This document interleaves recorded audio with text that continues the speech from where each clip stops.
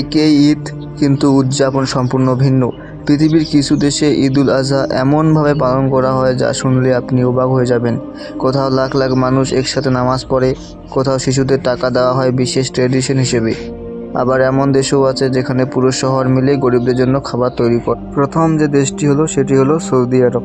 ঈদুল আজহার সময় এখানেই পৃথিবীর সবচেয়ে বড় ইসলামিক গ্যাদারিং অনুষ্ঠিত হয়। ইন্টারেস্টিং ফ্যাক্ট জানেন, প্রতি বছর লাখ লাখ হাজি মিনাতে অবস্থান করে, যেখানে হাজার হাজার সাদা তাঁবু দিয়ে তৈরি করা হয়েছে একটি বিশাল টেন্ট সিটি। আর ঈদের দিন মসজিদ এল হারাম এর চারপাশে তাকবীরের ধ্বনি পুরো পরিবেশ বদলে দেয়। অনেক মানুষ কুরবানির মাংস বিশ্বের দরিদ্র দেশগুলোতেও পাঠিয়ে দেয়। তারপর রয়েছে তুর্কি।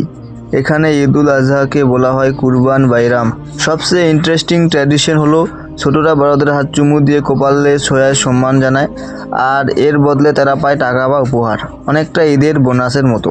ঈদের সময় পুরো পরিবার একত্রে বসে স্পেশাল তুর্কি সুইট খায়, বিশেষ করে বিখ্যাত বাকলাভা। রাতের সময় অনেক মসজিদ আলোয় সাজানো হয়, যা দেখতে অসাধারণ লাগে। এবার তৃতীয় নম্বরে রয়েছে বাংলাদেশ ও ইন্ডিয়া। এখানে ঈদুল আজহার আবেগটাই একটু আলাদা। ইন্টারেস্টিং ফ্যাক্ট হলো অনেক এলাকায় মানুষ নিজের কুরবানির মাংসের বড় অংশ গরিবদের মধ্যে বিতরণ করে। গ্রামে ঈদের আনন্দ আরও ইউনিক। শিশুরা নতুন জামা পরে সকাল থেকেই আত্মীয়দের বাড়ি ঘুরতে শুরু করে।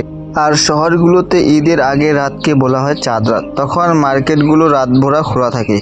অনেক পরিবার ঈদের দিন একসাথে রান্না করে এবং বড় ফ্যামিলি গ্যাদারিং করে। তারপর ইন্দোনেশিয়া। এটি বিশ্বের সবচেয়ে বেশি মুসলিম জনসংখ্যার দেশ। এখানে ঈদের সময় হাজার হাজার ভলান্টিয়ার একসাথে কাজ করে কোরবানির মাংস প্যাকেট করে দরিদ্র মানুষের কাছে পৌঁছে দেয়।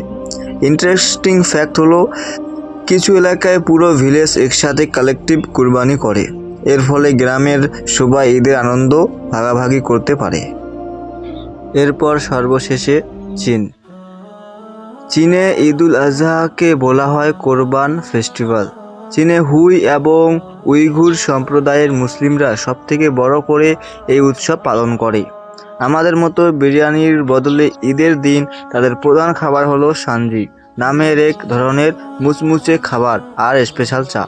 আর তাদের মসজিদগুলো দেখতে আপনার মনে হবে যেন কোনো প্রাচীন চাইনিজ প্যাগোডা দেখছেন। আর কোরবানি, চীনে রাস্তায় বা যেখানে সেখানে কোরবানি দেওয়া সম্পূর্ণ নিষেধ। প্রশাসন থেকে নির্দিষ্ট করে দেওয়া পরিষ্কার জায়গাতেই একমাত্র কোরবানি দেওয়া যায়। ভাবুন তো, হাজার হাজার কিলোমিটার দূরে থাকা মানুষ, ভিন্ন ভাষা, ভিন্ন কালচার, ভিন্ন খাবার, তবুও একই দিনে কোটি কোটি মুসলিম একসাথে আল্লাহু আকবার ধ্বনি উচ্চারণ করছে। এটাই ঈদুল আজহার সবচেয়ে সুন্দর দিক।